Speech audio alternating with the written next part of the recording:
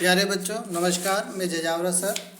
अगर आपको ये पाठ पसंद आए तो इस चैनल को लाइक करें और अपने दोस्तों को शेयर करें ताकि उनको भी ये पाठ अच्छे समझ में आए। आज हम पढ़ने वाले हैं बिहारी। बिहारी की रचनाओं को पढ़ने वाले हैं। कवि परिचय में थोड़ा सा समझ लें।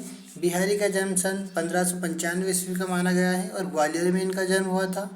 अपने जन्म के 7-8 वर्षों के बाद आपके पिता केशव राय ग्वालियर छोड़कर ओरछा चले गए थे और वहीं पर आपकी शिक्षा दीक्षा हुई।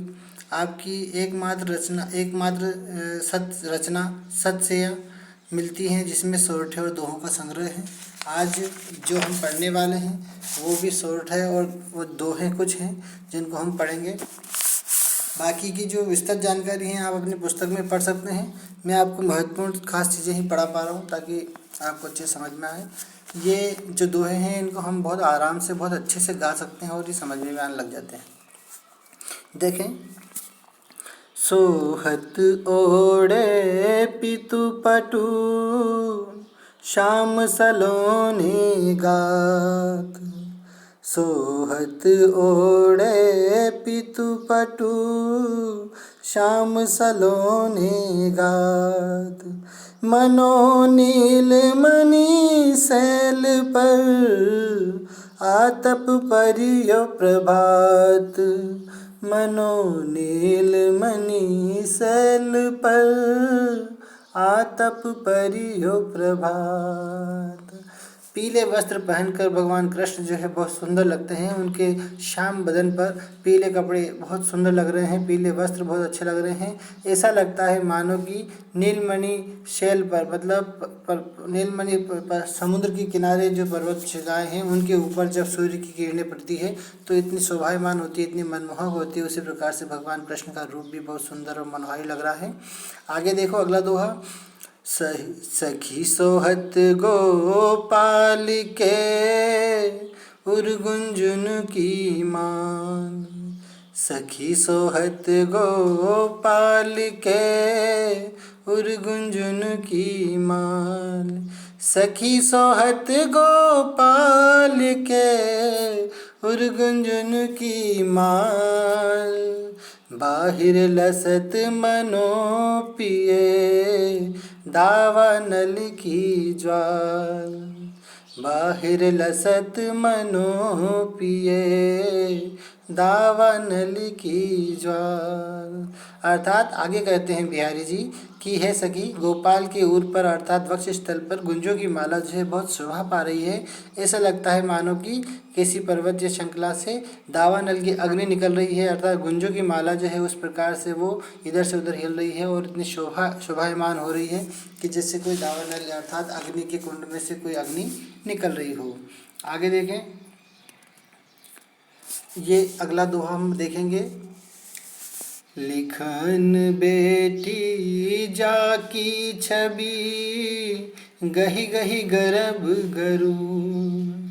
लिखन बेटी जाकी छवि गही गही गर्भ गरु। बैन कहते जगत के चतुर चितेरे कुर बिहारी। चतुर चितेरे कुर। मकराकृति गोपाल के सोहत कुंडल कान। अब आपको समझ में आने लग गया होगा।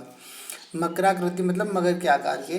मकराकृति गोपाल के सोहत कुंडल कान। दसो मनोहि गढ़ समरू ड्योढ़ी लसत निशान बिहारी। ड्योढ़ी लसत निशान। नीको लसत लीलार पर टीको जरित जराय। लीको लसत लीलार पर टीको जरित जराय। छवि बढ़ावत रवि मनो शशि मंडल में आय बिहारी। शशि मंडल में आय। तो इस प्रकार से भी ये 5 दोहे हमने पढ़ लिए हैं और 10 दोहे इसमें दे रखे हैं। अगले 5 दोहे का एक और हम वीडियो बना लेंगे, उससे पहले इनको थोड़ा और समझ लेते हैं। इसमें हमने जो दूसरा दोहा हमने समझ लिया था, तीसरे दोहे हम देखें। बिहारी जी कहते हैं कि जब जब मैं गर्व करके भगवान कृष्ण की छवि का, उनके रूप सौंदर्य का वर्णन करने के लिए बैठता हूँ तो बहुत गर्व तो होता है।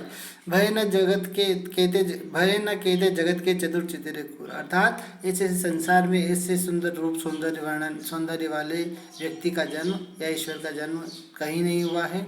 और उनकी सुंदरता में आगे कहते हैं कि मकराकृति गोपाल के सोहत कुंडल कान, अर्थात मकराकृति आकृति के जो कुंडल भगवान कृष्ण के कानों में है वो उनके कानों में शोभा पा रहे हैं। ऐसा लगता है जैसे दसों मनो ही गढ़ समरू, अर्थात ऐसा लगता है कि वो पूरे हृदय में समा गए हों और उनकी दाढ़ी तक उनके निशान वो लटकते रहते हैं, यहाँ नीचे तक, कान से नीचे तक वो लटकते रहते हैं और वो बहुत सुंदर लगते हैं। आगे देखें, नीको लसत लीलार पर टीको जरित जराए, अर्थात माथे के ऊपर जहाँ ललाट होता है वहाँ पर नीले रंग का टीका जो है वो भगवान कृष्ण ने लगा रखा है और ऐसी छवि बढ़ रही है, ऐसा सुंदर मुख उनका लग रहा है जैसे कि रात्रि के समय में शशि मंडल में रवि जो है अर्थात सूर्य ने अपने दर्शन दे दिए हों। अर्थात भगवान कृष्ण के चेहरे पर जो टीका है वो बहुत सूर्य के समान सुंदर लग रहा है। इस प्रकार से बिहारी ने भगवान कृष्ण की सुंदरता का वर्णन किया है।